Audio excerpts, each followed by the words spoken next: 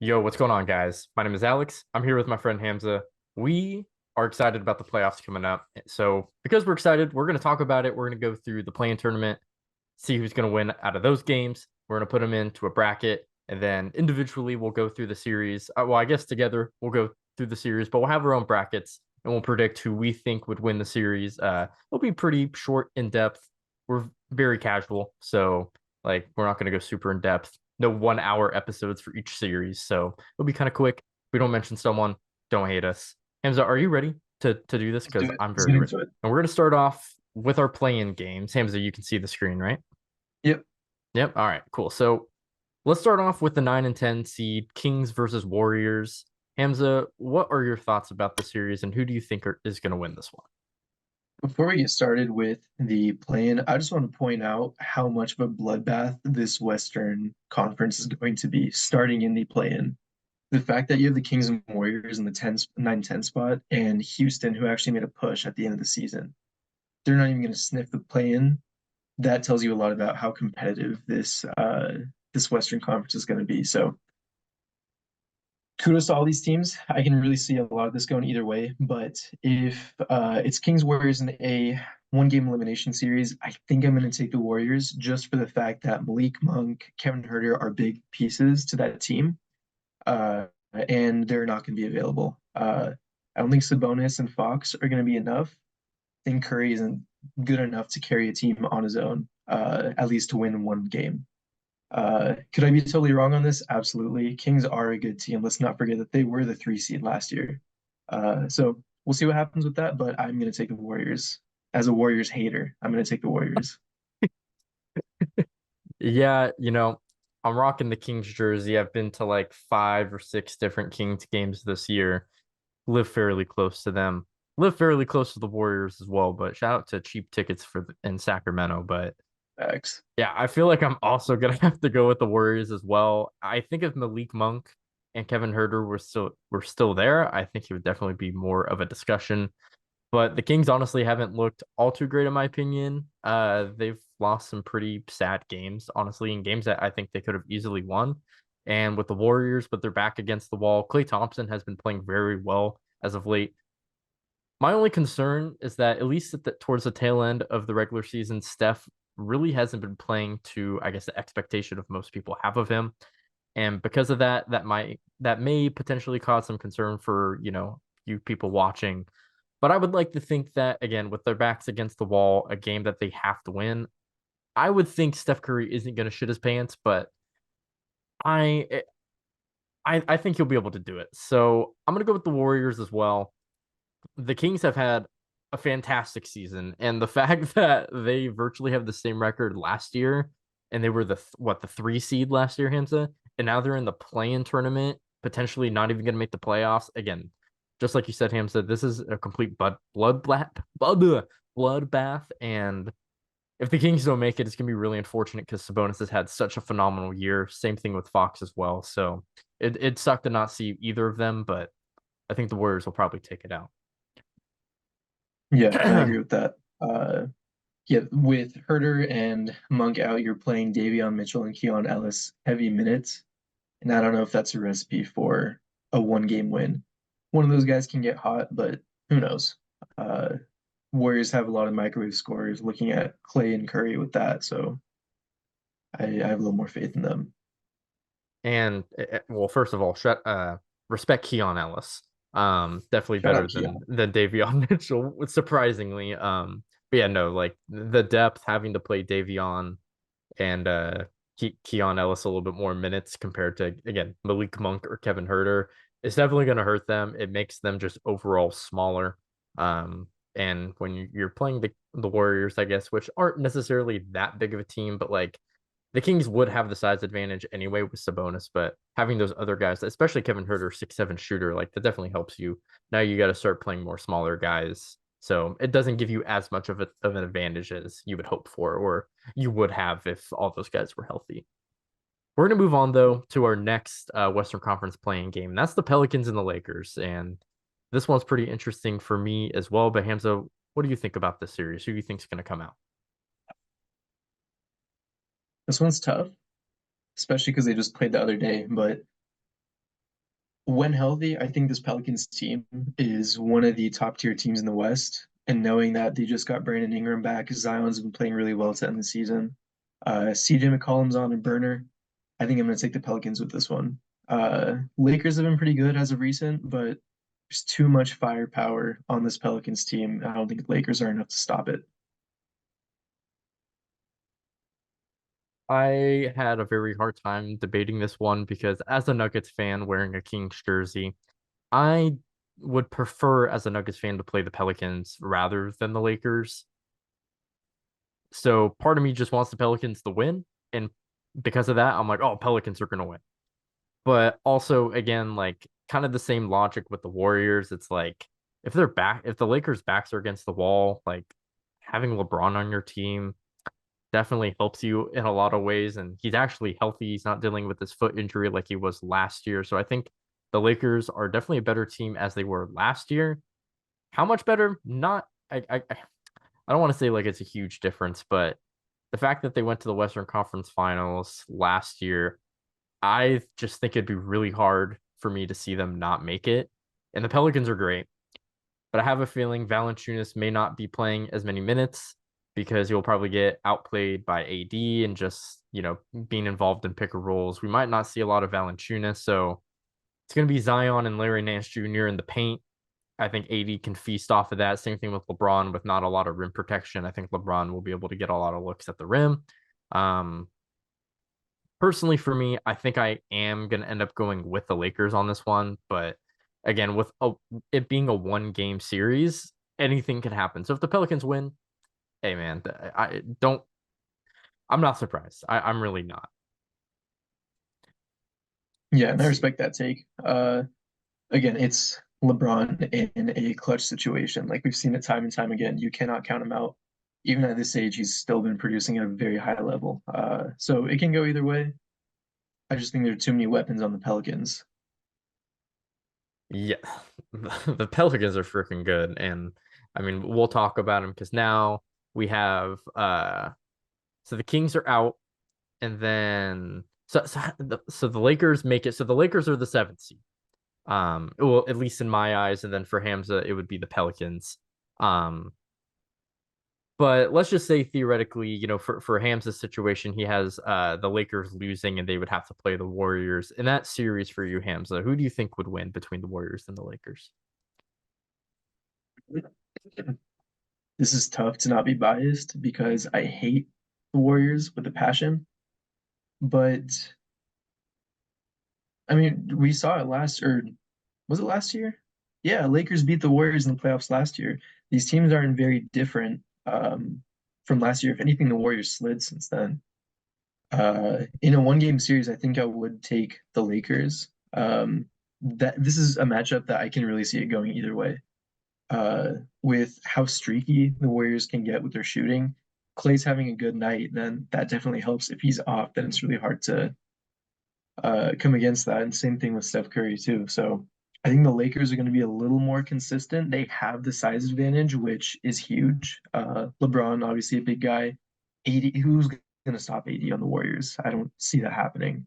So I think that's going to be a little too much for the Warriors. So I have the Lakers going to the taking the eight seed. Cool. So we'll fill this in. So you have the Lakers coming in into the eighth seed, and then you got the Pelicans coming The in seven to the seed. eighth seed. So then that's Hamza's bracket for the Western Conference. Now for me, let's see. So I had the Lakers winning that first round, so they'll get the seventh seed for me. And then between the Warriors and the Pelicans for the eighth seed, again, another toss up in my eyes, but I'm ending up leaning towards the Pelicans. I think again with Zion and BI coming back and actually being healthy and actually playing postseason ball together, which is great. And I just I don't know. The Warriors, you could be a troll and you can say, well, the Warriors haven't won a playing game yet. Granted, they've only played one game.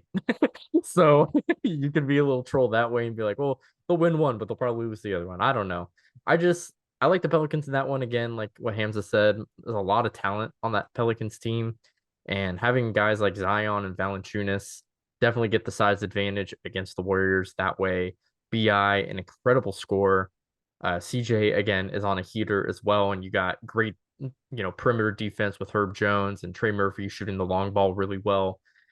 This Pelicans team is really talented, and while I do think that the Warriors will beat the Kings, again, they're empty or they're short manned.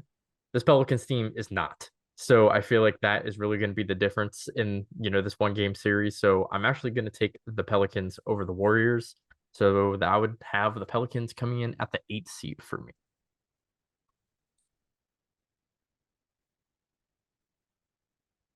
So there we go. There's our playing tournament winners. Let us know down in the comments what you think about that. But now we're going to get into the actual playoffs. And this is where it gets really fun. Our first round matchups between the Thunder, Pelicans, and then, Nuggets, Lakers, or Warriors, that combination of teams. It's going to look a little bit different, but we'll still talk about it, just, trying to keep it similar. I'll start off with the Thunder Pelicans series. I think the Thunder is just a better team than the Pelicans. And while the Pelicans do again have the size advantage, or not the size advantage, but they have a lot of big guys on their team like Zion and Valanciunas. When we watch the Thunder and Pelicans games in the regular season, Valanciunas tends to get played off the court. And then again, you're going to have Larry Nance Jr. onto the court. Doesn't really take that much advantage of Chet. And I think Chet is going to be a really big X factor with the Thunder, because I think a big question with him is, can he match up against big people in the playoffs? People questioned him in the regular season, and I think we saw, some examples of Chet possibly getting outplayed just because of the size disadvantage on his end. But I think just with how quick the Thunder play and how much ball movement is on this team, I think it's going to be really hard for this big talent on Pelicans to stay on the floor a lot. And after that, like it's just going to be a talent. Like, who is the better team? It's by far been the Thunder. What, they're top five in offense and defense, Hamza, as a Thunder fan. Pretty sure, yeah. They finished top five in both. So I just think the Thunder are better. I know there's not really much else to say. It's a 1 versus 8 seed. I think the Pelicans can definitely put up a fight. My one concern is, what does Zion look like in the playoffs? Because obviously the shooting isn't really a thing for him. So if teams leave him open, is Zion going to be able to capitalize? I think he can, because he does kind of theoretically bring space, just with his athleticism and his ability to finish around the rim. Like, if someone's going to keep him open on the 3 point line, he's going to attack the closeout, and that can really put the defense at harm's way. So I'm really interested to see what Zion looks like, but I think ultimately I would have the Thunder probably in like 5 or 6 games. I think I would agree with you on that one. I would take OKC over the Pelicans. Um, I think on the season series we beat them 3 times to their one. Like you said, we played Valanciunas off the court, so he was not really effective. And the question was, who's going to guard Zion? A mix-up of Kenrich Williams, J-Dub, J. Will seemed to slow him down quite a bit, and that helped out. I'm curious to see what they would look like against the Pelicans with a healthy Brandon Ingram, see if that changes anything. Um, I mean, we saw him in the play-in last year, and that was a close game. So credit to the Pelicans, they're a really good team. This is not to totally knock them off, but you are playing the 1 seed Thunder, Shea, an MVP candidate, Chet, J-Dub being the second, third guys. I'd be curious to see how Giddy plays in that series too. Last year in the play, and he was their X factor. I'd say he won them the game along with Shea. So even if Giddy's having an off series, I think the Thunder are going to be too overwhelming for the Pelicans too. So I agree with you on that one in about 5 or 6. Yeah. Now for you, you have Thunder and Lakers. What do you think is going to happen in this series? So this one's tough, and I'm really hoping that we don't match up with the Lakers first round. That's from all the playing teams. That's the one team I would want to see the least. They've had our number all season. Their size is definitely a problem. Having AD going up against Chet and J. Will is a recipe for disaster for OKC. Um, I'm curious to see what this would look like in a playoff series. Shea, hopefully he's back to 100% after shaking off the injury. Same with J-Dub. Chet finally getting some rest after being the Iron Man playing all 82 games this year. I think it can be tough. This is a matchup that I won't be shocked if the Thunder lose, but given their track record this season, given the speed at which they play, the weapons that they have, everyone coming off the bench, like this is a very deep team. Uh, I'm gonna go Thunder in six in this one. Yeah, I think a common theme that we're going to find throughout this Western Conference is that there's a lot of teams that can very well lose in the first round. And I think going into the season or even like halfway through the season, we can like see potential of this team potentially, making it to the second round. But there's just so many fucking good teams in the West that it's like if the Thunder or Lakers or even later on when we talk about Clippers or Mavericks, like the fact that they're not gonna like these teams are not making it to the second round, I don't think makes them a bad team. I just think there's just a lot of freaking good talent in the West. And yeah, I'd probably go Thunder as well. But yeah, it's gonna be a lot closer compared to like the Pelicans, just because the duo of LeBron and AD and just the size advantage, I think the Lakers could, you know, definitely use against the Thunder. I think could potentially cause problems. But at the end of the day, the Lakers have Darvin Ham and the Thunder have Mark Dagnall, and I think that's a really big fucking advantage for the Thunder. So I think that low key might be my reason why I picked the Thunder because Darvin Ham gonna be a terrorist, man. He's gonna be a terrorist. Let's move Facts. on into our next matchup here. We're gonna talk about the Clippers and Mavericks. By far, my most anticipated series. It's part three of the Luca versus Clippers saga, except part three includes Luca with help. So Luca and talk. friends. Yeah, it's Luca and friends, and I can't be any more excited. Keep doing this. I gotta be honest here. It's kind of like what I said earlier. It's like we can probably see an upset and we could see teams not potentially making it to the second round. Before the Mavericks trade, where they got Daniel Gafford and PJ Washington, if the Mavericks and Clippers matched up together, I would probably take the Clippers. But with all the size that the Mavericks have gained and like how great their defense has looked as of late, I believe they finished the season in I think they were like 11th or 12th in defensive rating. They've been a really good defensive team. Kyrie has been healthy. Luca has been arguably the MVP of the league, and I think you could potentially make an argument for him being the second best player, potentially first, depending on how you feel about Jokic or how greatly you feel about Luca. Luca has been absolutely great. My other concern as well is that Kawhi has not played since like early April when they played against the Hornets. And Ty Lue said some comments that really concerned me as well. Like the reporters were asking him, like, "Oh, like has Kawhi been at shoot around?" He's like, "Yeah, he was there." And he's like, "Oh, did he participate?" And then he's like, He was there." And then it's like, "Well, is he gonna be ready?" No comment. So I don't know. I don't know what Kawhi Leonard. I don't know what he's gonna be doing. I don't know if he's gonna show up in the series and be fine. I don't know if there's something that we need to be worried about. We also saw what happened last year with Kawhi, played 2 games, never saw him again. So I'm a little concerned about that. But the Clippers have a lot of firepower that I think can combat, I guess, the Mavericks defense with PG, Harden, and Kawhi, and even Westbrook coming off the bench. Zubac has had a career year, in my opinion. This is going to be a really close series, but I've really liked what the Mavericks done. I think what is going to be the defining factors that the Mavericks are just bigger than the Clippers, and I think Ty Lue is going to become a small ball merchant. So probably run some like Kawhi at the four or at the five, and then you're just going to have Daniel Gafford and PJ Washington just being lob merchants with Luca, and I think it's going to be really hard for the Clippers to match up with the Mavs despite the firepower. Dante Exum and Derrick Jones Jr. Again, Daniel Gafford, even PJ Washington. I think these are all great defenders on the wing that can definitely help, guard guys like Harden, PG, and Kawhi. Are they going to completely lock them down? Probably not. But I think the Mavericks match up pretty well with them. And at the end of the day, I think the size is going to be a problem. So I would probably go Mavericks, probably in about 6 or 7.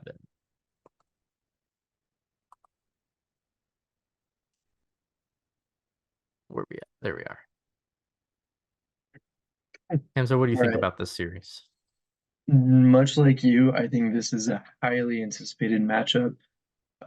Clippers Mavs, once again, it's just a shame that the Clippers don't have their usual suspects who are beefing with Luca in the bubble, like Marcus Morris and Montrezl Harrell. I wish they were there just for the fact that it would add a little more spice, add another layer to the series. And I feel like a fired up Luka plays even better. Uh, like you said, Dallas, they made some really nice pickups at the trade deadline, getting Daniel Gafford, PJ Washington, getting some size in the front court. Uh, and they also have Derek Lively just ready to go whenever too. Uh, Kyrie's been healthy. Luka's been on his hair this year. They are looking pretty nasty. However, I can see this going both ways, but I'm going to take the Clippers in this matchup. Uh, I know it's a little iffy, like the concerns with Kawhi Leonard. I think what's nice is that he's been healthy majority of the season. I think this him not playing since the beginning of April is just him taking a rest and Ty Lue trying to maybe hide him. I don't know, keep him from being fined or something. But Kawhi is going to be ready. He's got some rest. PG has been looking fairly good this season. Harden has been pretty good for the Clippers. I know it's kind of an issue for Harden to perform the playoffs. That's been a common theme throughout his career, but it's nice now that he doesn't have to be their second or first option. You know, he can take a backseat to Kawhi PG, which I think he should be doing anyways. And you have Westbrook coming off the bench. So they do have some of the size to match up with the Mavericks, with, like you said, Zubac's having a career year. They have Mason Plumlee. If I'm not mistaken, they still have Daniel Tice. Uh, so I think they can match up pretty well. I don't know how they're going to stop Luka exactly, even Kyrie too, because he can have his moments. But I think there's a lot of weapons on the Clippers team, and they're pretty deep too, having Terrence Mann as well. So this is a toss up. I'm going to go Clippers in seven, but I can really see it going both ways. Bringing up Terrence Mann, but not Norman Powell's nasty, but I appreciate. I also First name didn't that came to include my Norman mind. Powell. I'll give Norman Powell his flowers too. Respect Norman Powell, 6 man of the year candidate. Um, yeah, you brought up a great point. It's like, what are the Clippers going to do with Luka? It's a great question. Luka is the master of just mismatch hunting, which is why I think the Clippers are going to end up doing small ball because Zubac is going to get played off the floor. And I think if like the Clippers are going to want to match up with size, they are going to like pull out a Tice lineup at center. But then again, like Tice is he's a center, but like he's like what 6'9", 6'8". He's on the shorter sides of a center. And again, like you got Lively, Gafford. And if the Mavericks really wanted to, they could potentially match up that size, putting PJ Washington at center as well. Still having the athleticism, potential of, spacing ability, and some pretty good defense as well. So um I don't know. I just feel like the size is really going to be a problem for the Clippers. And when it comes to like actually defending Luca, like you're gonna have to put PG or Kawhi. And I think we saw the last two times that they played each other. Again, this was like a long time ago in completely different circumstances, but we saw it when they played against each other's like didn't matter who was guarding Luca, he was popping off. So it's gonna be really hard for the Clippers to try to guard that. And now he has Kyrie.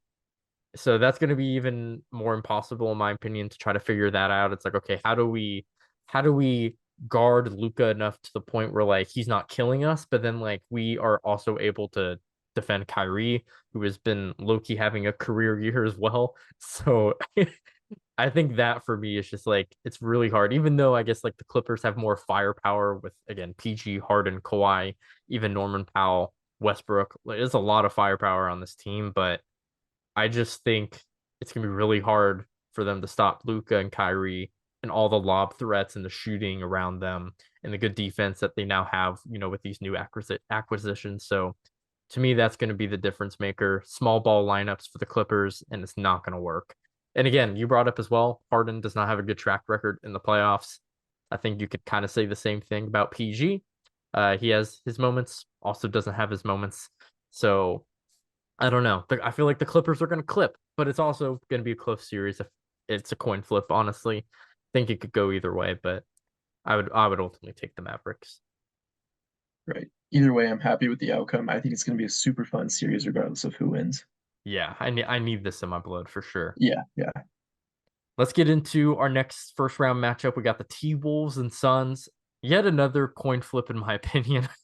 I honestly have been, you know, ever since I woke up, just for the viewers at home, here is all my notes. I will try not to spoil it because it has my answers for a lot of my picks. That way I don't forget them.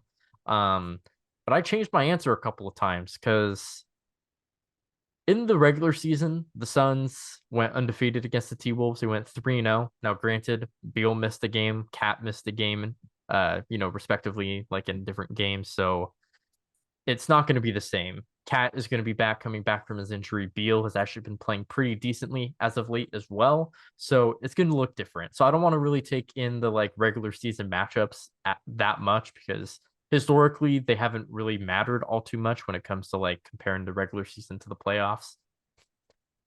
For me, I'm ultimately going to go with the T Wolves, and I think it's going to be the size of the T Wolves that's really going to be a problem, and the fact that like with their size with like Jaden McDaniels, like he's most likely gonna guard Kevin Durant. And then even if a switch happens, like you're gonna have Gobert in the paint, you could potentially switch onto Cat. And Cat isn't like a great defender, but again, having a guy who's 6'10 being able to match up against KD, I think is very helpful. And even Ant, who has improved on the defensive end as well, I think could definitely help guard KD. Again, KD is gonna do KD things. Um, but we saw it even last year in the playoffs, like when they went against the Nuggets, Aaron Gordon and Christian Brown were doing work on KD, and KD did not have the greatest series. So going against a team like the T Wolves, who have been the best defense in the league almost the entire year, I think KD may potentially struggle. And with Booker, I think Booker will play pretty well. The T Wolves play a lot of drop coverage, and we saw what Booker did last year as well. He just couldn't miss in the mid range. And so I think Booker can definitely help keep the series close. Beal, again, has played really well. So I think he could also have a pretty good series as well. But yeah, I think the size is going to be a big difference for the T Wolves. And ultimately, I think that's what's going to pull it off. But I do think it will be a close series. I think it will be a coin flip. I'll probably go T Wolves in 6 or 7. And put That's it up not with my. your bracket. Yeah. Yeah, yeah, yeah, yeah, yeah, yeah.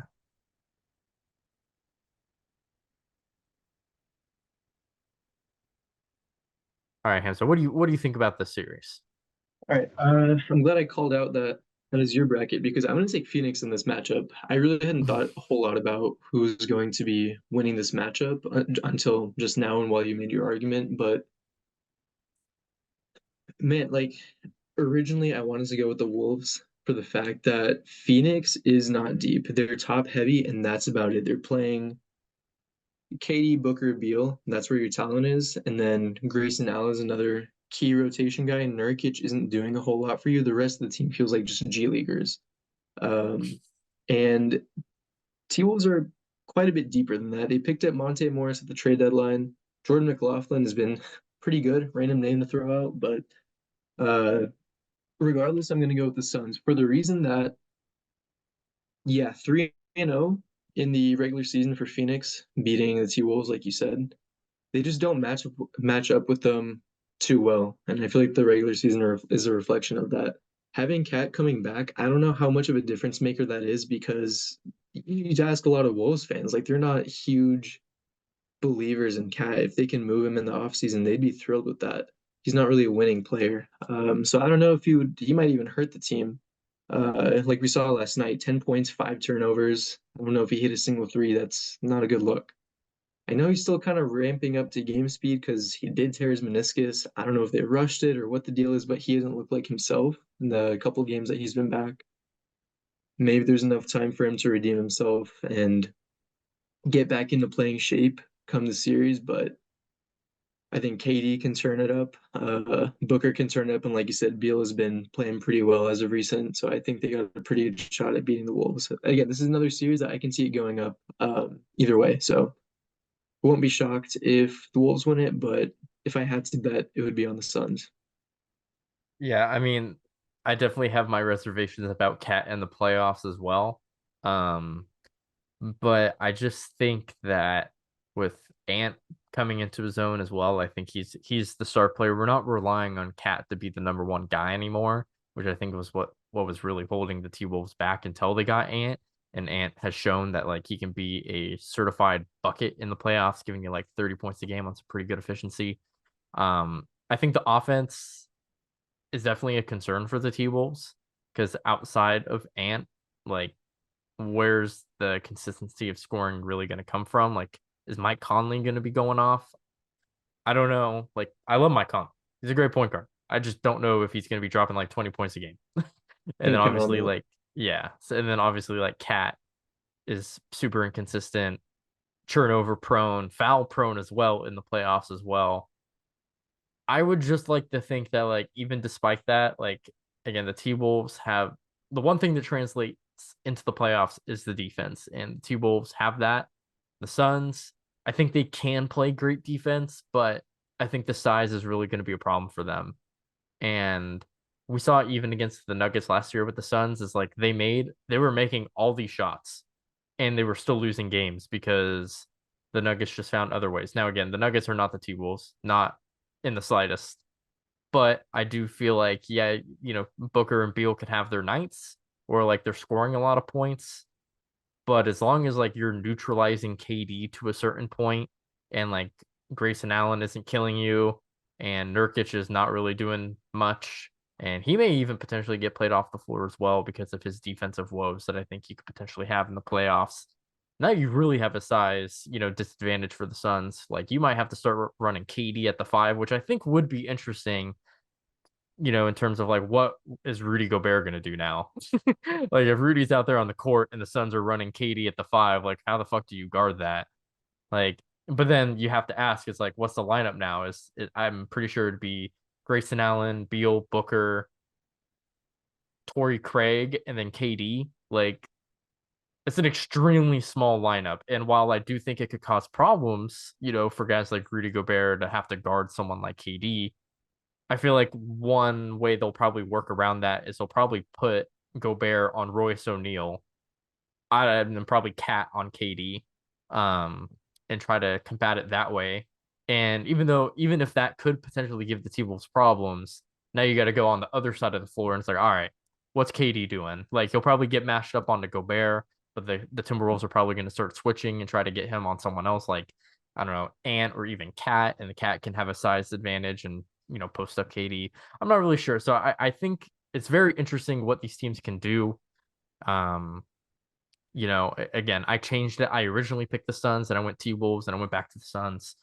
Now I'm at the T Wolves. I think size and defense prevails in the series, so that's where I'm going with that. But I don't blame you for choosing the Suns, not one bit. And now we're going into the last first round uh matchup in the West. We've got Nuggets and Lakers, at least for me. Hamza got Nuggets and Pelicans, but I feel like we're gonna have the same winner in this one. And for me, it's gonna be the Nuggets. We saw what they did last year in the playoffs, swept the Lakers. However, LeBron is coming into the season healthy. I think that could potentially change things. Um, Also, LeBron has been playing extremely well in terms of his shooting. Like I think he has a higher percentage than Curry. Doesn't mean he's a better shooter than Curry, but the fact that LeBron is still performing at this level and he's coming in healthy, and this Lakers team is, I think, a lot better than I think most people would give them credit for. Because again, the West is just so loaded. I think the Lakers could potentially, but probably not, give the Nuggets problems. I think they'll probably get a game, potentially two games off the Nuggets, but ultimately, the Nuggets are the defending champions. They're my team. I have to go with the Nuggets. I got to be biased. Yeah, at least you admit it. Yeah, for this matchup, Nuggets Pelicans, to me the Nuggets are the only guaranteed to make it out the first round in the West. Even with how stacked it is, how good the Pelicans can be. Like you said, Nuggets are the defending champs. Jokic is a major problem. Uh, there's not a whole lot that needs to be said. I think the Nuggets are going to give every team they play some fits. And again, for me, Darvin Ham is probably going to Darvin Ham. So I take my chances against the Darvin Ham coach team again. So we'll take the Nuggets. There's our first round matchups. Now we got our second round. For me, I got Thunder and Mavs. Oh boy, do I really want to see this matchup, because me and Hamza have had some debates about, is Luca or Shea the better player? Hamza's the OKC fan here, so obviously he's going to say Shea. I'm gonna say Luca because I think Luca is a fucking god. Who do I have winning the series? I really don't know. I actually don't have anything written down. I couldn't figure it out. Because on one hand, the Thunder, you can say, oh, well, they'll beat, at least, for me, I have the Pelicans. Like, okay, they'll beat the Pelicans, but like this team doesn't have a lot of playoff experience. But I also don't want that to be like the reason why I say they don't win because we don't truly know what they'll look like in the playoffs yet because we haven't seen it. So I don't want to just completely discount them because I think they have some fucking grade A hoopers on their team, and I think even without playoff experience, they're a great team. Um, in terms of how they match up, I think the one thing that will be interesting is Josh Giddey. I don't think this is going to be that big of a problem in the Pelican series, but as we get deeper into the postseason, how are teams going to defend Giddey? Is he going to get end up? Is he going to end up getting played off the court? If he does, I think that's a good thing for the Mavs because I think that helps them in a size advantage. Giddey being 6'8", could definitely, I guess, cause some problems. But the Mavs again have some great size with Lively and Gafford, and I think Luca is on a fucking mission. Um, I think I would go Mavs, but it would be in seven. I don't even feel confident in picking the Mavs to be honest. That's just like it's just what my heart's telling me right now. It's just pick Luca, and I love the Thunder just because Hamza loves the Thunder. Like I've watched a good amount of games, not as much as the Nuggets, but I like the Thunder. I like what they do, what they're doing, but ultimately I think Luca's on a fucking mission, but I really want to see this series. Really want to see it. Let me speak on your matchup first, just because I have a different first round or second round matchup. Yeah. But yeah, with the Mavs, this is a series that, man, would it be fun to watch. Seeing Shea and Luca, two MVP candidates, go at it in a 7 game series. Both young stars rising into their own potential faces of the league in a few years. Like that's going to be a lot of fun. Uh, do the Mavericks have the size advantage? Absolutely. They have more experience. That all plays into their favor. But yeah, I can see it going both ways. I do not blame you for this pick. I'm going to make some points that I would bring up with this Mavs argument, but I'm going to bring them up anyways with the Clippers. So let me save my breath for that. Thunder Clippers. I believe we've had their number all season. So I would go Thunder with this matchup. I am curious to see what Clippers look like in playoff form, though. Are they battle tested after beating the Mavericks? Proposed. Are guys coming out healthy? How did Harden play? How did PG play? Who's guarding Shea? Who's guarding J-Dub? All those questions come into mind. Uh, Clippers, obviously, they have a lot more experience. They have a championship pedigree with Ty Lue, Kawhi. But Thunder's an experience, like Shea was talking about in a post-game interview the other day. Like it kind of plays their advantage where they just don't know what to expect, so they don't have these like expectations or preconceived notions about this is how you have to play. Like it's all just gonna kind of come as it goes. Mark Dagnall, I think, is a great coach. He can move things around as needed. He can get guys into positions where they can succeed. The inexperience is a question mark. I'm curious to see how that plays out. That goes along with Shea's quote, but I mean, this is a team that first in the West, the average age 23.9 years old. Like to me, it feels like anything is possible with this team. They've already broken records, youngest team to ever be the 1 seed in the West. Um, no other young team has been this good this fast. With Shea in the MVP conversation, Jada making a case for All Star next year, Chet the same thing. Like their rookies have been good too. Case and Wallace specifically. So many weapons. I would love to see this matchup too, but Thunder also, like I said, they've beaten the Clippers a number of times this year. So I put my money on the Thunder.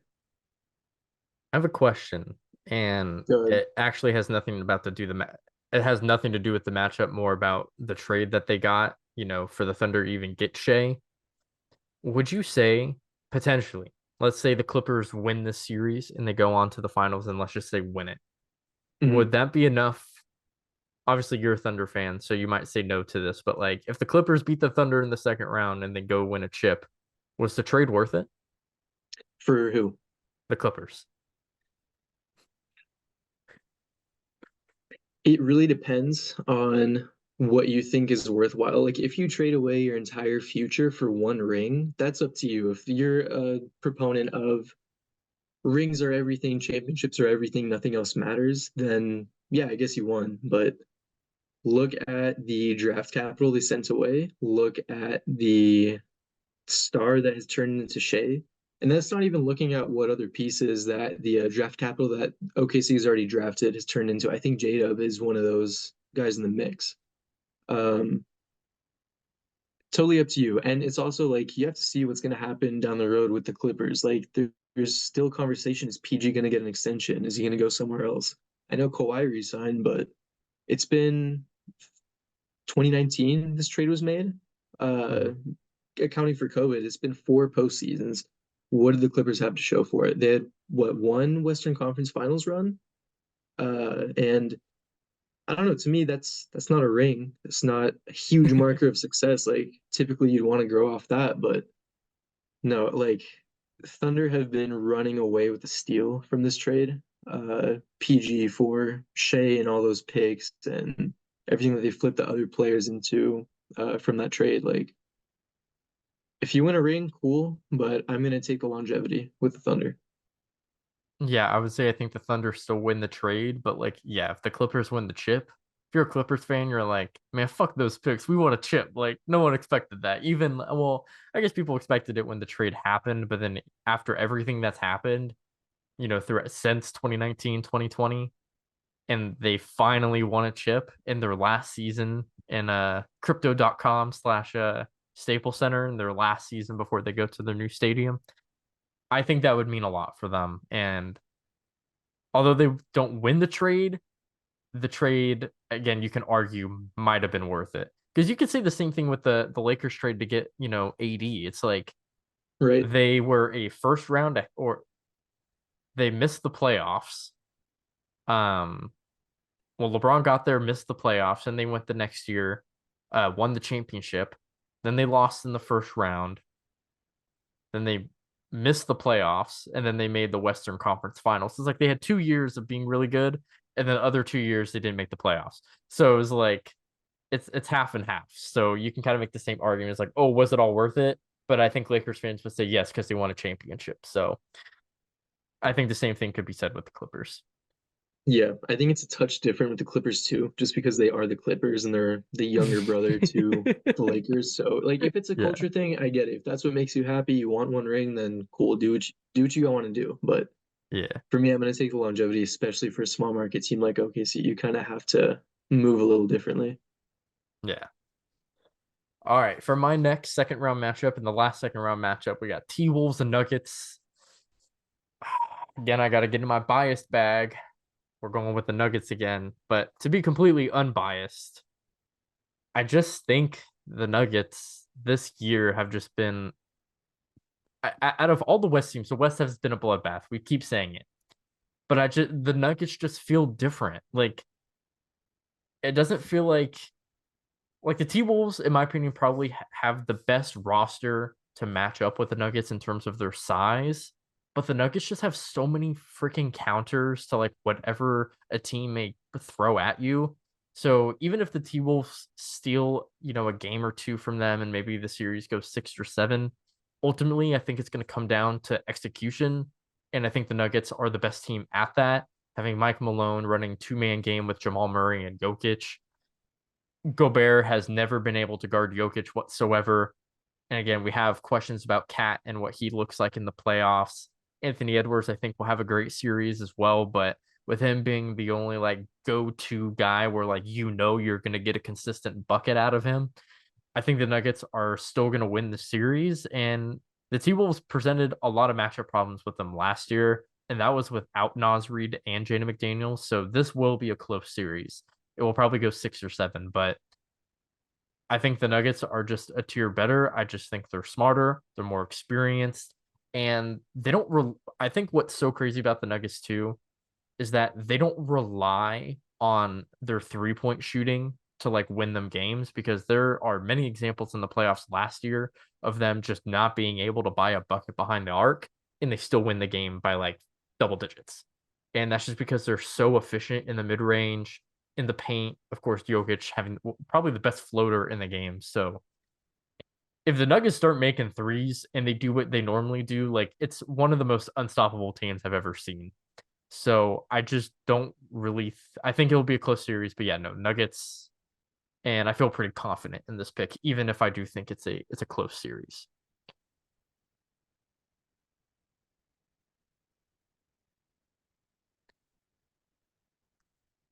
Let's go on, and you have Suns and Nuggets. So yeah, Suns and Nuggets. So what do you think about your series, Hamza? Once again, I'm going with the Nuggets here. We saw it last year. Nuggets smoked Phoenix. I don't think it's going to be any different. I feel like, do you think it's fair to say the Suns have taken a step back compared to last year? I wouldn't say so because one, you have Beal, and if you're asking me would I rather have Beal or Chris Paul, I'd probably pick Beal. So that on its own is an upgrade, and then having Grayson Allen and an actual, big and Nurkic and Aiton not just like being a bum. Like I feel like Nurkic is a slight upgrade on Aiton, despite my, thoughts on him and how he looks in the playoffs. He loves the matchup against Jokic as well. He loves matching up with him, and sometimes he kind of I don't want to say he gets the best of Jokic, but he has his moments where you're like, oh damn. Um, but obviously Jokic will be better, and Grayson Allen has been one of the best 3-point shooters in the league, and he's been really good at attacking closeouts and making plays off the dribble. I definitely, and then Royce O'Neal as well as a wing guy. I definitely do think I think they are better than last year for sure. To me, it's a little questionable. I think Nurkic is a downgrade from Aiton, and if that's your primary matchup with Jokic, then kind of out of luck. I mean, a lot of these teams that the Nuggets would play, aside from maybe a couple, it's like I don't really, I don't have a lot to say. Like it's just Denver's gonna be beating these teams. Battle tested, they're defending champs. Jokic is probably going to win MVP again. He's still in the running. Jamal Murray's been really good, and it's another year added to their belt. Christian Brown stepping up this year, like having another year of experience for him. Like I think they're too much for Phoenix to handle. And shout out Peyton Watson as well. I think he's going to be a Right. really great. He didn't even play last year in the playoffs against the Suns. I think he's going to be a great defender on KD in the minutes that he does get um against if they do match up against the Suns, of course. Um, but yeah, um to talk about that Aiton Nurkic thing, I think for me it's more of an effort thing with Aiton because like I just feel like there were times where like he just wasn't his motor was just really low. And again, like for me, Nurkic like isn't much of an upgrade. If anything, they might be on similar like he might be on the same tier as Aiton. But the fact that like Nurkic wakes up for these games against Jokic to me is that on its own is like an upgrade. And again, I don't really know what Nurkic is going to be able to do against Jokic. Um, Probably not much, but just the fact that like he like Nurkic will not back down. It felt like at times Aiton was backing down. Wasn't there a play where like he's literally last year where he's sitting under the basket just watching shit happen on the baseline? Like I Yeah, I just remember don't. that. There was moments like that where Aiton just like wasn't doing shit, and I just don't think Nurkic he's gonna get cooked by Jokic, but he's not gonna do it without a fight. Like he's Yeah, it's who's like one not of going to those get cooked? yeah, well, he will get cooked, but it's gonna look different because like he's not just gonna like imagine like being in a fight with someone, right? To me, Aiton was getting punched and he wasn't throwing anything back. Like Nurkic will try, like he's gonna try to hit back. How hard are those punches gonna come back? Like how hard is it gonna hurt Jokic? I don't know, but at least he's trying. So that's kind of where I'm at with that. But yeah, like we kind of saw what happened last year. Like the Nuggets were perfectly fine with the Suns taking mid-range shots, and even with them hitting it at a ridiculous rate, they were still losing games. And even in the games that the Suns won against the Nuggets last year, like they literally had to do like some insane efficiency. Like they're shooting like 80% on mid-range shots, just to win the game by like 5. Um, so I don't even know if that's even going to happen again. Like that's some incredible shot making, especially by Booker last year. I don't know if that's replicable. He's definitely capable of being a great mid-range shooter. I just don't know if what he did last year is going to happen exactly the same. Because Booker was different last year. I don't know what the fuck got into him. Yeah, no, I would agree with you. I think Nuggets take that Sun series as well. And now we're into the Western Conference Finals. We both have the Nuggets, but we got different opponents that they're going to be facing.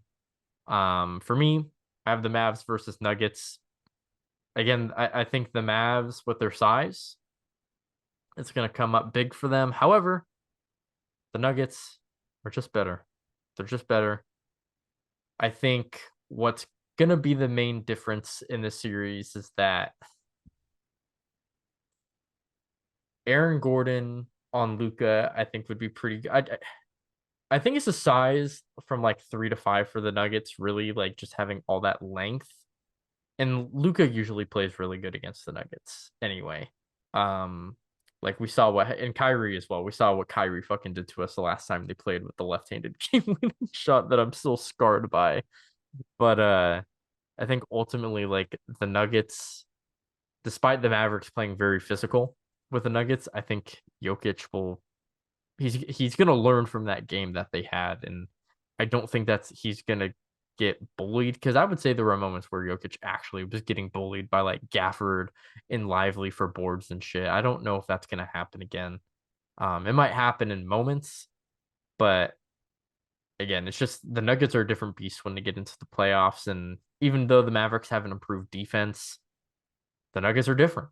I really don't know what else to say. So for me, I'm going with the Nuggets. What do you think about this Mavericks Nuggets series if it were to happen? It would be a lot of fun, is what I think. Luca versus Jokic in 7 games, like that's another series where it's like just inject that into my veins. Uh,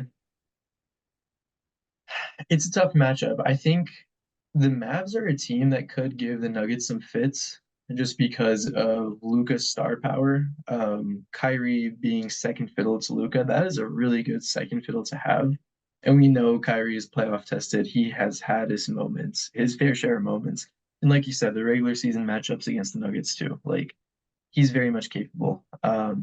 The size that Dallas added at the deadline, that is a huge help too. But at the end of the day, I think it's going to be the Nuggets' experience, Jokic being too good and not really having an answer for him. The league is still trying to figure out an answer for him. So I would take the Nuggets in this one, but I won't be shocked if it goes to like 6 or 7. I definitely think the Mavericks, when they went into the trade deadline, I think they were really trying to match up on the size for like teams like the T Wolves and the Nuggets, which is why I really like them in the series. But yeah, like I just don't think it's going to be enough. I don't. I still think it'll be close though. Like probably like 6. I'd say 6. I don't know if it goes 7. I'd probably say 6. But if it does go to a game 7, I like the execution a little bit more by the Nuggets. But the Mavericks are fucking good. They're so fucking good. I love the Mavericks this year.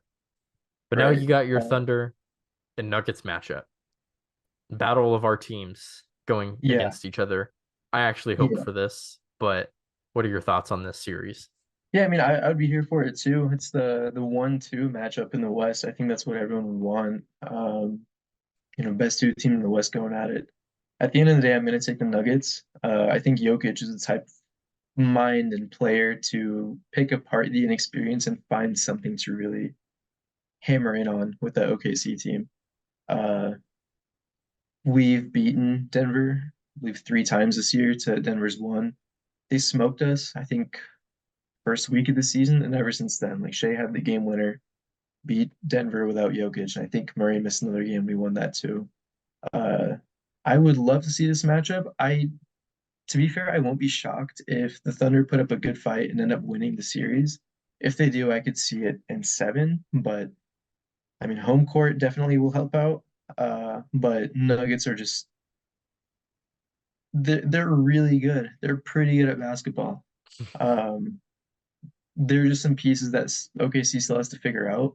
it's nice that they can be super deep. I was talking with someone the other day. They're at least 10, 11 guys deep that they could play in like good playoff rotations. That's up to Coach Dagnall to figure out how he's going to cut that down if he wants to. But that can also play into their favor, having guys that are rested and ready to run around and cause havoc. Because, like you said earlier on, they play fast. That's kind of their mantra. So could be. It would certainly be fun, a fun matchup. I would love a 7 game matchup of this, but at the end of the day, I would take Denver. I have more faith in them.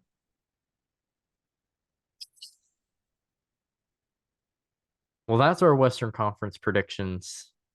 It was a little long-winded. Let's try to get through the Eastern Conference a little bit faster. I think things are a little bit more straightforward in the Eastern Conference, so I think we might be able to blow by these a little bit more. But before we get into the actual playoffs, we got to go back into the play-in tournament and we got to talk about who we think are going to come out of these. Um, I'll start first with the Bulls and Hawks.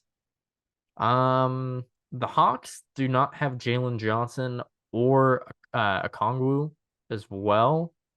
That's a slight concern. Also, Trey is coming back from injury. He's looked pretty good in his minutes restriction time that he's had towards the tail end of the season. Is no Okongwu and Jalen Johnson gonna be enough to get past the Bulls with no Levine? I would I would bet on it. I don't know. DeRozan has been a really good. He has been silently pretty solid this year. He's been one of the most clutch players in the league. Um, but I would like to think that Trey Young comes up and probably wins this game, even without a Jalen Johnson and Kongwu. Um, I just think the Hawks have the better, I guess, like 1-2 punch with DeJounte Murray and Trey Young, and then I mean like guys like Kobe White and Alex Caruso, even Ayo DeSumo have been playing really well as of late for the Bulls, but Vucevic has been kind of bad. I think Trey Young is absolutely going to cook Vucevic in the pick and roll. And just ISO, Vucevic might not be able to play. And now you're running Andre Drummond, and I think you run into the same problem. So I would probably take the Hawks on this one. Um, but I think no matter what team comes out of this, I don't think they have much of a chance anyway. Like if they do somehow get into the playoffs, I don't really think they have much of a chance to win anything anyway. So it doesn't really matter in my opinion, but I got the Hawks. Who do you have, Hamza? Yeah, I'm gonna go with the Hawks as well. Having the best player on the court for both sides is a huge helping hand. I think Trey Young is a step up from DeRozan, anyways, who would be the second best player on the court. Uh, Having DeJounte Murray helps out. My boy V. Krejci been stepping up for the Hawks too. Uh, I think the Hawks are a better team, even though they're playing in Chicago. I don't think Chicago has enough firepower.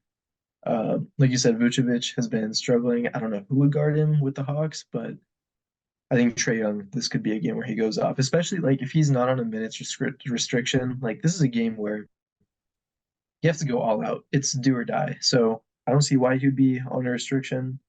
That's just free reign for him and DeJounte Murray to go crazy and get a win for their team, which I think they're very much capable of. For sure. Now for a very interesting plan. Hawks or not Hawks. 76ers versus the Heat. Joel Embiid is back. And while it's pretty obvious that like he isn't looking 100%, he's still been playing really freaking well. Um, I forget.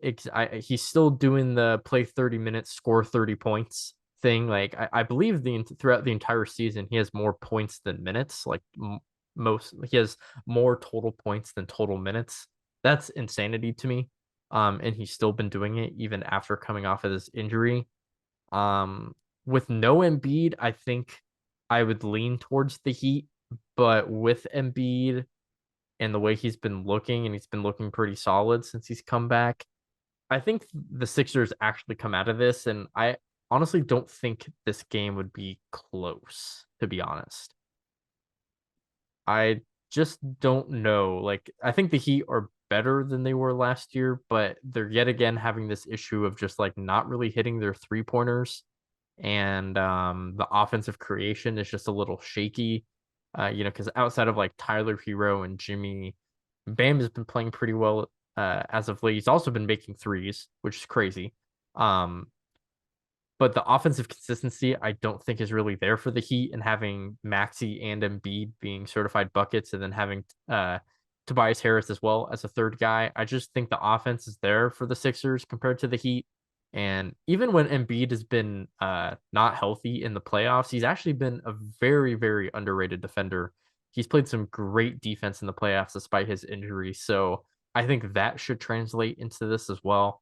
So I would take the 76ers in this matchup. What do you think, Hamza? Yeah, I'm the same way. I was talking to a Heat fan earlier today, and I was saying that there's really no answer for Embiid. Yeah, he has been a little off since he came back from injury, but I still think that's too much for the Heat to handle, especially with the way Tyrese Maxey has been playing for Philly. That gives him a huge boost. Kelly Oubre has been really good. So yeah, Philly over the Heat for sure. So we both now have Philly going into the seventh seed. Um, so that would leave us with a matchup of the Hawks and Heat. Didn't we have this last year? Wasn't this last year's playing tournament as well for the eight seed? It was No, Bulls and because that was Heat Raptors, and and then it was Heat. I think it was Heat Heat and and Bulls. Hawks. Heat and Oh, was it Bulls. Heat and Bulls? Okay, it was Heat and Bulls. Yeah, I got the red teams mixed up. yeah. Um, what do you think about this series? Because I think this will most. I don't know. What do you think about this series? Hawks and Heat. Yes, Hawks and Heat. I mean, just for a game, that's tough. Because you on one side you have Trey Young, DeJounte Murray. On the other you have Jimmy Butler, Bam. I can see this going either way because the Hawks can catch fire. Mainly Trey Young can catch fire, and DeJounte Murray has been really good this year. He can turn it up just out of nowhere. But And he's played really well in the clutch as well. exactly. Even with that being said, I'm going to give it to the Heat. I think Jimmy Butler is special. Tyler Hero's coming back from missing a lot of time with an injury. Hopefully, he can get it back into shape. I think he would be kind of an X factor for that game. Bam, you know what we're going to get from him. I think that's a little too much for Hawks team with no Jalen Johnson to deal with. Yeah, I'm with you. I think the Heat probably take this one. If the Hawks had Jalen Johnson and Okongwu, I think they match up a little bit better, but I think that is probably what kills them in this one game series. I think Bam is going to have a really good game. And again, a one game elimination, you have to win this game to get into the playoffs. I'm counting on Jimmy. And Jimmy, we trust. So I'm also going to go with Heat on this one, which gives us a great first round matchup with the Celtics and Heat. Oh my God, I don't even know what to think about this. I have the Celtics winning this, but dude, I don't feel confident in this at all. The one thing I want to say is that if the Celtics don't make it even to the Eastern Conference Finals because they lost to the Heat in the first round, I'm out on anything the Celtics do from here on out because this is the one year where they have a chance with guys injured on some of the better teams like the Sixers and the Knicks and even the Bucks now with Giannis out. This is the time for the Celtics to win. But in terms of Celtics Heat, I'm mainly this is my thing. The Heat have continued to show us that like they get to the playoffs and they're a different team. But the fact that they went from like one of the worst offenses and one of the worst 3-point shooting teams last year to one of the best, that's the whole reason why they got to the finals. I just don't know if that's going to happen again. But I also said that after the first round against the Bucks. I didn't think it was going to happen for the rest of the playoffs. And guess what? It did. So I'm picking the Celtics, but I don't feel good about this at all. This is the one team the Celtics do not want to fucking see in the first round, and this is who they saw. Like, if you're a Celtics fan, I feel bad. You're probably asking yourself, why couldn't we see the Pacers? Why did the Magic have to be the fifth seed? Like, I feel bad for you guys. You guys get the Heat again. But it will be a fun series. We'll see what Jimmy can do in the first round. Is he going to do what he did against the Bucks? That is remained to be seen, but I'm really interested, but I think Celtics probably pull this one out. Yeah, look, like you said, Celtics Heat, that is a spicy matchup. That is one spicy jalapeno, but dude, you cannot deny that Celtics are they have to be the favorite to beat the Heat in a matchup like this. Like I said, Tyler Hero coming back from injury, he has not been 100% since. I feel like he's been a little off since he came back. Celtics just have so many weapons. They got even better than last year, and they blew a 3-1 lead, but they no no they didn't blow a 3-1 lead. They were up. They came back from a 3-1 lead. They came back 3-1, lost in Game 7. That's right. Yeah. Uh, Either way, they got better this past off season, and throughout the year. So Celtics have to win the series, like you said. If they lose this, I'm done, dude. Dude, Something needs to this change. the Someone's a fraud. Celtics will be cooked on Something is going Twitter. on. Twitter is not going to be nice to the Celtics if they lose Yeah, again to the Heat. and for very good reason too. Check in on your local Boston Celtics fans because I would be devastated if I lost to the AC Heat. Uh, the Heat being the 8 seed again is just so funny to me. It's poetic. The script It, writers really are going crazy this yeah, year. they are cooking. They are cooking for sure. They need a But yeah, raise. to actually be serious though, with the Celtics Heat, unlike the Bucks last year, where like the Bucks just like weren't deciding to double Jimmy Butler, I have a feeling that's not going to happen with the Celtics. I feel like the Celtics are not going to give Jimmy Butler an island to play on. And with having guys like Derek White, Jaylen Brown, who I think has improved as a defender this year, Drew Holiday and Tatum, I like the defense a lot more on the Celtics team than I did with the Bucks last year in terms of guarding Jimmy. Now, in terms of what Tyler Hero is going to look like, not too sure, just because he is coming off that injury, like you brought up, Hamza. And I think Bam will have a pretty good series as well, but I think it all is dependent on Jimmy. And I think the Celtics can do a pretty good job on Jimmy, at least compared to like what we saw him do against the Bucks. And we even saw last year, like as the playoffs got along, Jimmy Butler got worse. Now, again, I think he did have like an ankle injury that he was dealing with that he got in the Knicks series. He's going to be coming into this postseason healthy, I believe. So that probably won't affect him in this first round. So we'll probably see the best of Jimmy in the first round. Um, but I'm choosing the Celtics for sure. Let's see, did I type that in? Yeah. All right. For our next matchup, this is a matchup I think. So I saw it on Twitter. It's like this is the matchup that NBA fans say they want to see because this is real hoops. But then it ends up being one of the most lowest rated viewed series of the playoffs. But for me, I think I'm gonna end up going with the Cavs on this one. I don't I don't blame the Cavs for completely throwing their game against the Hornets in the last game of the regular season so that they can get this matchup. Because between the Pacers or even a potential like 76ers matchup or whoever they play out of the play-in tournament that gets that seventh seed, I think playing the Magic is probably the best matchup for them. I think they should feel the most confident going against the Magic. The Magic have one of the best defenses in the league. They're very solid in that department. However, their offense isn't too good. And the same thing can be said about the Cavs, a really great defense, but obviously not their offense is not as good as their defense. But I think what really is the turning point for me is that the Cavs just have more reliable scoring in terms of Donovan Mitchell and even Darius Garland.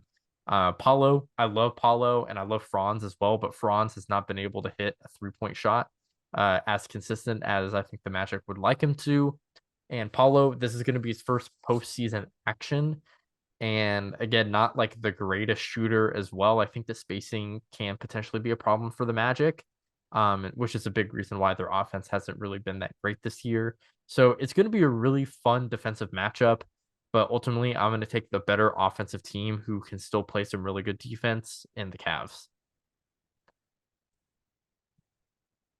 Yeah, look, I'm in the same boat as you. The Cavs, they have guys who are a little more battle tested. Mainly looking at Donovan Mitchell, Darius Garland, like their biggest pieces. They have more experience, both like just years in the NBA and playoffs. The Respect Gary Magic Harris being and led, Joe Ingles. huh? Respect Gary Harris and Joe Ingle playoff minutes. Shout out the Jingle Man and Gary Harris, but they're not playing big time for the Magic. My next point was gonna be the Magic are being led by a second year player in Paolo Banchero. And as good as he was an all-star this year. This is his first postseason run, like you said. I don't really believe in that experience. And I mean, a lot of people are making that same argument for OKC, but compare the records, compare the supporting cast. Like there's are pretty big differences between the Thunder and the Magic at this point. Aside just the youth. Uh Cavs have proven guys, Donovan Mitchell, Darius Garland, Evan Mobley's pretty good, Jared Allen's pretty good. I think that core is enough to beat the Magic. And like you said, this is gonna be a pretty low rated matchup. Like I'm not really jumping out of my seat for this one. 4 or 5 matchup, like that's cool. It's probably gonna be some decent basketball, but man, I might like run my errands when this matchup is on. Yeah, compared to like any other series, like if you got a busy day, you're like, I am planning my errands during this game. I might have it on my phone so I could just glance at it a little bit, but like Heat and Celtics, I'm definitely going to be tuned in for that. And like any other playoff series, I'll be more in tuned for that one. This is probably going to be like my least watched series, but still going to be there. I'll be there for it. I just won't be as interested Right. compared to others. We're And not now we that have freaky with our NBA viewing. what? We're not that freaky with our NBA viewing. I'm not sitting like in a dark lair watching every matchup and every bench minute. So Gary Harris and Joe Ingles are being in my veins. Like I'm good, but it'll be a fun matchup. Also, shout out Jonathan Isaac, probably the best defender on a minute by minute basis. Like, dude plays 20 minutes, and all 20 minutes are probably some of the best defense in the league. It's kind of insane. I hope we see a lot of playoff minutes from him. But now we're gonna move on That's into this Bucks Pacers series. And this is where things get a little interesting because Giannis is dealing with this calf strain. Doc Rivers does not sound too optimistic about Giannis coming back. And the Bucks record without Giannis is 4-5 in the regular season, so they've been pretty mid. Damian Lillard also hasn't had that great of a season this year. However, the Pacers and Tyrese has been dealing with that hamstring. He has not looked as good as he did in the first, games in the season since pretty much like after the since he hit the in-season splits. tournament. Like he hasn't really been as great as he was beforehand. There's a lot of question marks here.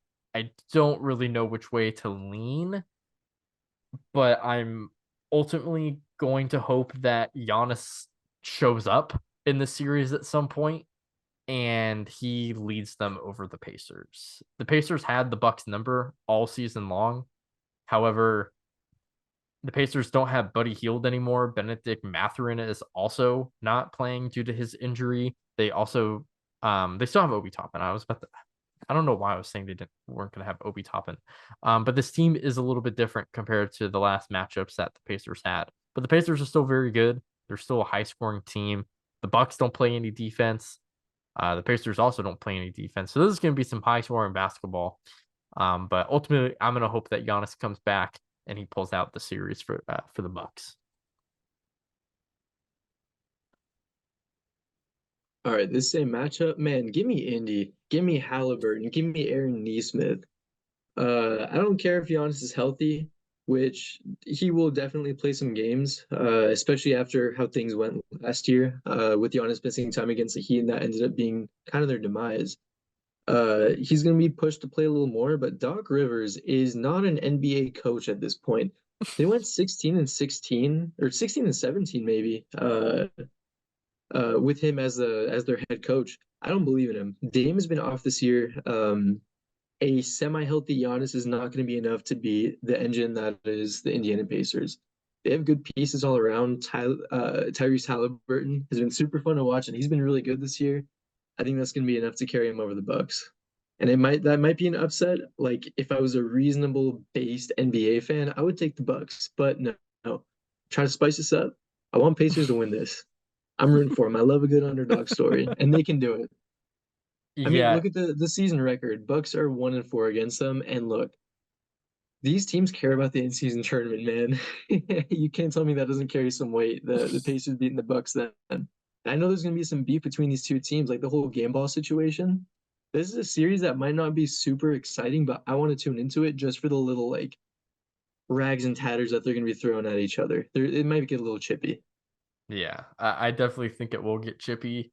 And while I do have the Bucks, I do think it'll be close because again, like no Giannis and the Bucks have been pretty mid all year. And of course, Doc Rivers surprisingly might be a worse coach than Darvin Ham, or at least on the same tier. Um, he's pretty freaking bad. So even with that being said, I still think if Giannis is there, they could potentially still hold it out. But I actually would not be surprised if the Pacers win. I think it will be a close series again, just because Giannis will be missing that playing time. But Tyrese again, like has not been playing all too great as well. But I do think it's because he has been dealing with that injury.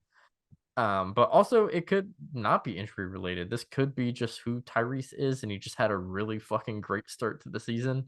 I would like to think it's the injury because I do think he is better than what he's been kind of displaying. But he's still really good. So I do think I think it will be a close series. I just got the Bucks because they'll have the best player when he eventually starts playing. But yeah, and now we'll go into our last first round matchup with the Knicks and the 76ers. Oh man. I don't know. I don't know again. This is another one of those series that on my notes, there's no answer. I don't know. I'm actually hoping, Hamza, that you go first and maybe try to talk me into either the Knicks or Sixers because I really don't See, that's the issue because I really don't know either. know. Jalen Brunson has been on a tear, and the supporting cast of DiVincenzo, Josh Hart, Miles McBride, Hartenstein, they've been incredible to finish off the season, and that's not even mentioning OG Anunoby coming back from injury. Uh, but the fact that the Sixers have Joel Embiid, they have the playoff experience, they have Tyrese Maxey. Dude, it's tough. Uh, if I had to pick, see, I was gonna say if I had to pick, like Nick Nurse is a good coach, but I'm like, no, like Tom Thibodeau's been really good too. Yeah. Oh man, I think you know, give me Philly. No, give me the Knicks. Let's Home see. court, home court is gonna come in handy here. The Knicks crowd will certainly get into it, and there's always gonna be beef between these East Coast teams. That's just kind of how it goes. But Jalen Brunson, if he can stay on this heater that he's been on, Dante DiVincenzo and all the other pieces that they have can keep doing what they're doing. I think it'll be enough to slow down Philly. Um, like I said, Nick Nurse is a great coach. I can see him scheming things around and pulling a series out for Philly, but I can really see this going either way. Knicks in seven is my guess, but I really won't be shocked if I'm wrong on this. My whole thing that's making me so confused is that I just don't know what to think about Joel Embiid. And I don't know, like, again, he's been playing really well since he's come back, but it's pretty obvious that he still isn't like 100% and he's still kind of working himself into shape. My thought process is that getting into these playing, like that one playing game, might, just the more games he plays in, I think he'll be better off and he'll get more in rhythm. And I don't really think the Knicks have anyone to guard Embiid. Now, if Embiid is just completely stinking it up, again, I think his defense has very much translated. This may end up being one of those series where it's just a fucking dogfight and both teams are struggling to score, but like the defense is insane. And that's why, like, that might just end up being one of those series. Um, I was leaning towards 76ers. They don't have home court advantage, which will definitely affect them. The Knicks have some pretty good home court advantage there, but I think Philly does as well. They have a good home crowd as well. All it takes for me is the 76ers to win one game. If you're the Knicks, you got to get rid of the Sixers quick and early. You cannot allow them to steal a game on the road in the first two games because once you do that, it's just allowing Joel Embiid to get more comfortable and more in shape. And if you allow them to go 1-1, like just split the series and then they go home and win those two games, and in that game four, Embiid looks like he's back to normal, you're fucked. Like you're down 3-1 and Embiid looks good and he's fine. So I'm leaning towards 76ers. Again, not super confident on this, not one bit. Think again, Brunson has been the Brunson burner, as my dad likes to call him. He definitely is deserving of that title because he is on an absolute burner right now. And guys like Dante DiVincenzo, OG, Isaiah Hartenstein, McBride's been playing really good. Even Bojan has been pretty decent as well. Um, and having Tom They got deep. Thibodeau against Nick Nurse, that's a great coaching matchup. I would just like to think that the 76ers somehow pull this out with Embiid coming back.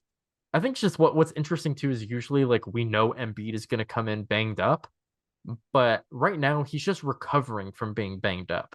So it's a little bit different.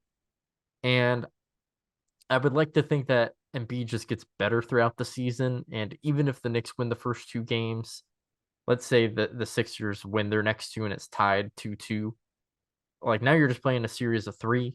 And I think by that point, Embiid should be good to go. And he should just be getting progressively better throughout the season or throughout the series. So I'm going to end up going with the 76ers. It will probably go 7 games, though. That's fair. That's, thank you. Thank you. Appreciate Yeah. that. Now for the Celtics and Cavs. I don't really have much to say about this one. It just has to be the Celtics. If the fucking Cavs beat the Celtics again, like we said earlier, the Celtics, every Celtics fan needs to burn every Tatum jersey, every Jaylen Brown jersey, every Drew Holiday jersey, every Derek White. Fuck it. Make your own Joe Mazzulla jersey and burn that shit because there's no way the Celtics should be losing to the Cavs. They're just by far and away a better team. Again, the Cavs are a great defensive team, but the offense is just not there. And when you take into account the POA point of attack defense of Derek White and Drew Holiday on Darius Garland and Donovan Mitchell, even if Donovan Mitchell is able to get a switch, now you're on bigger defenders like Jaylen Brown or Tatum. Your best case, get on Porzingis. But I think Porzingis is a little bit of a better defender than some people like to give him credit for. I still think that'd be pretty hard. Even Tatum, like if you get Porzingis out on the perimeter, Tatum has proved to be a pretty decent rim protector as well. So I would like to think that like if Tatum's on Evan Mobley, like he will leave Evan Mobley out in the open. Now, of course, that leaves the Celtics vulnerable for lobs, but I think ultimately the two-way play of the Celtics is going to be better than the Cavs, who are just kind of mainly relying on their defense. Nothing to add, Celtics. Uh, Boston Tea Party 2.0. You're gonna smoke Cleveland, smoking that Cavs pack. It's wraps. Dog food. Yeah, that series low key might go like 5 games, 6 at the max, but I'm thinking 5. Yep. Now, for you, you got Pacers Knicks, which is interesting because it's completely different than what I have. I have Bucks Sixers. So I want to hear from you. What do you think this series is going to look like? It's gonna look like a lot of fun, is what's gonna look like.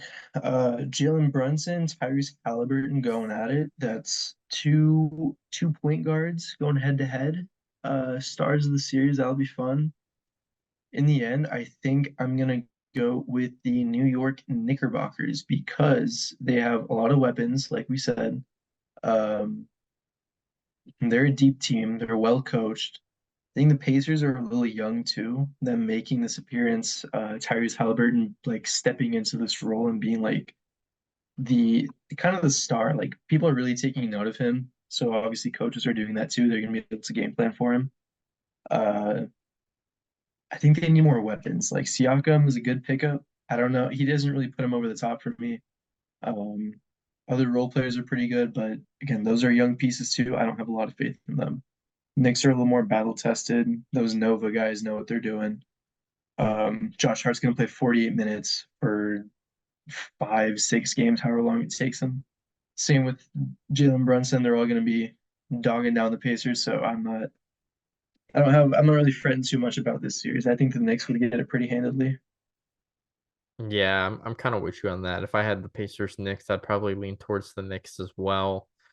I think it's for me, it's really the defense against it's defense versus offense in the series. The Pacers don't play much defense, and the Knicks, while they have some good offensive players, it's really just like as a whole, like it's kind of Brunson and then like hoping Dante is like hitting his threes, OG as well. Like there's no like number two guy.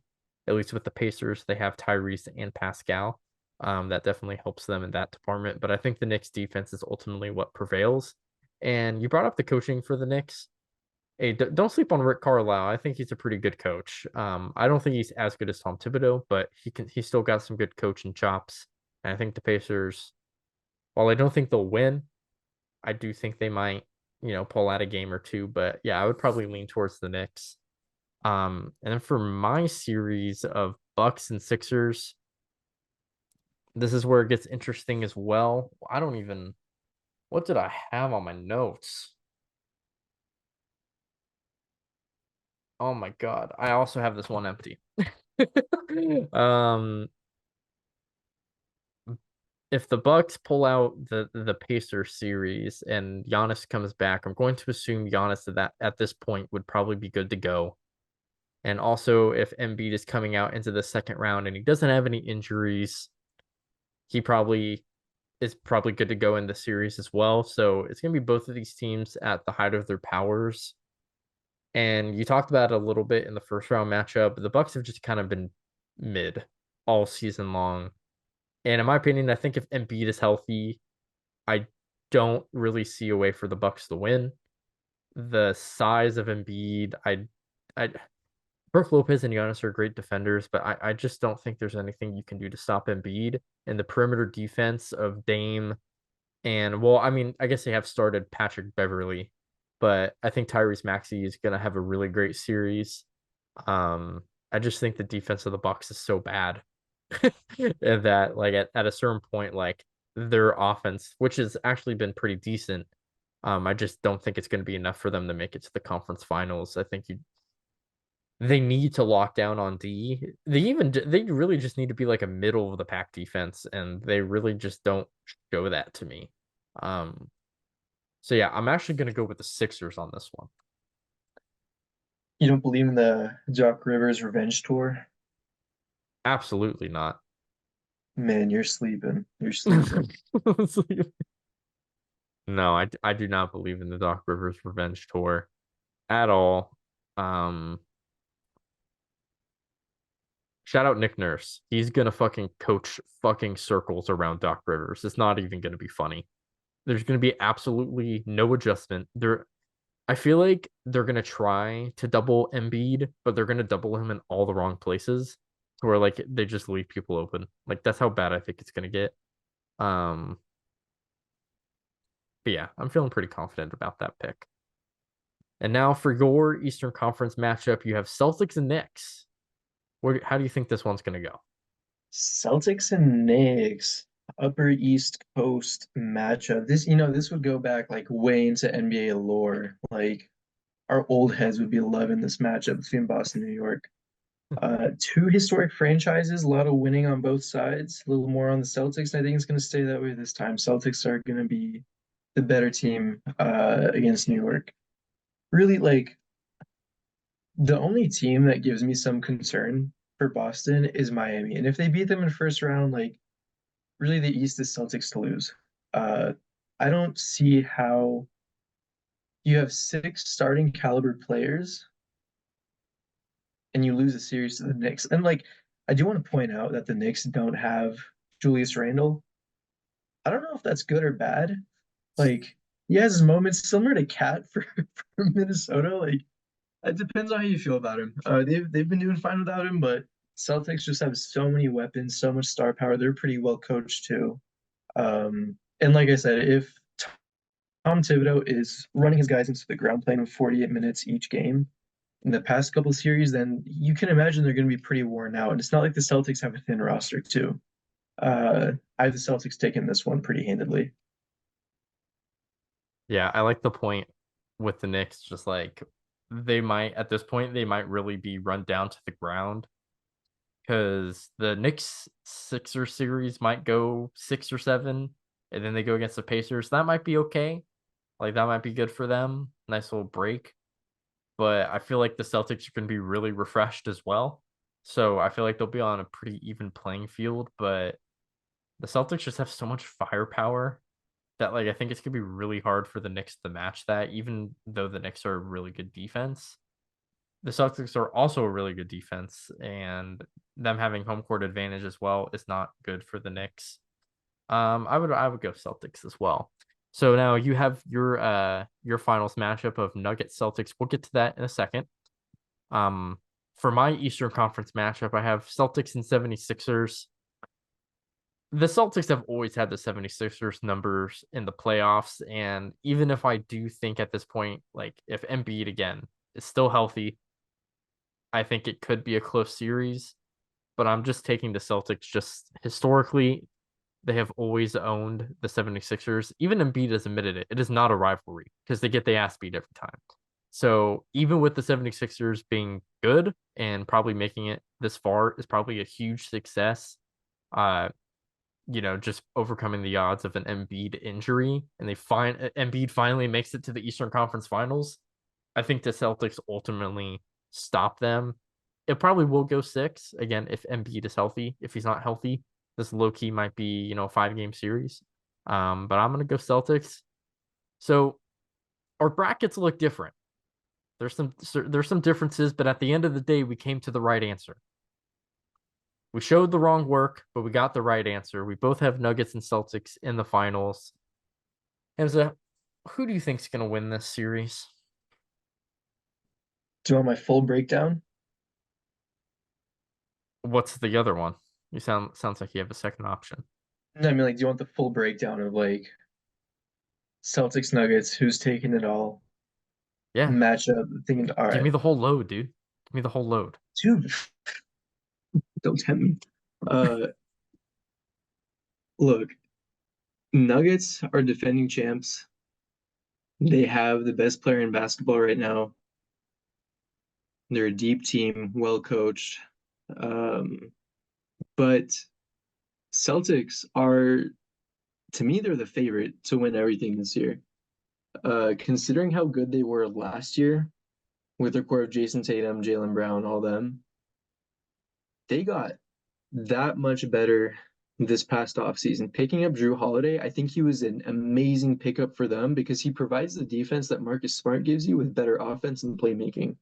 He's more of a true point guard if you really care about that. Picking up Porzingis too, who's been relatively healthy throughout this year and has been a great scoring option for them. Derek White stepping up, Al Horford being able to load manage throughout the season, like they're ready for the finals. Like I said, they have 6 high level starting caliber players that I think could probably start on any other team, ready to go. They have Big PP coming off the bench if they really need backup point guard minutes. Um, Sam Hauser, people have been trying to pick on him on defense all year. He's been holding his own. He's a 3-point sniper.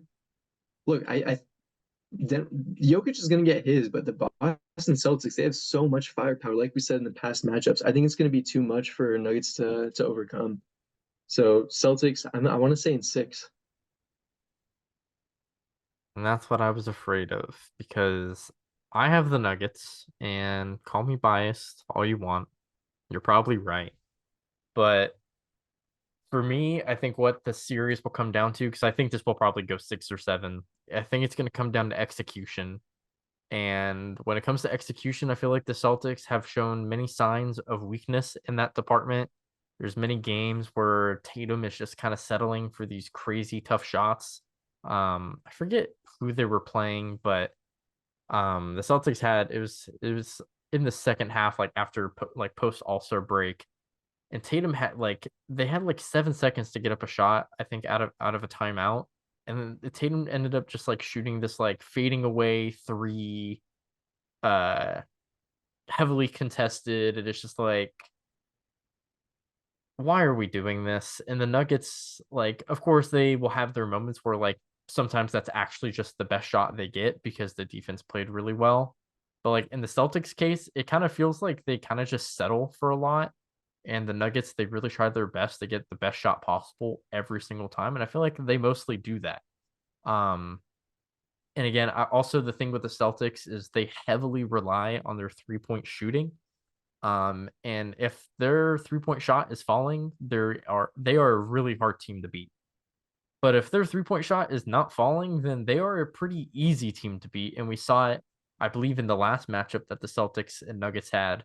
The Celtics shot like 30 something percent from three, but the Nuggets shot 13% and they still won. The Nuggets did. So again, the Nuggets can beat you in a multitude of ways. There's not just one way. They have counters to counters. Their execution and two-man game, like it's a fluid fucking engine.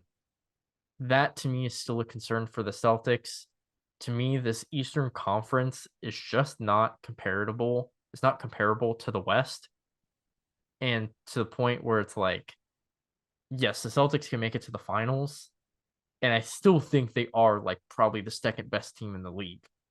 But there's just a difference between the Nuggets and, to me, any other team in the league, and it is that execution factor and the fact that this team has so much continuity.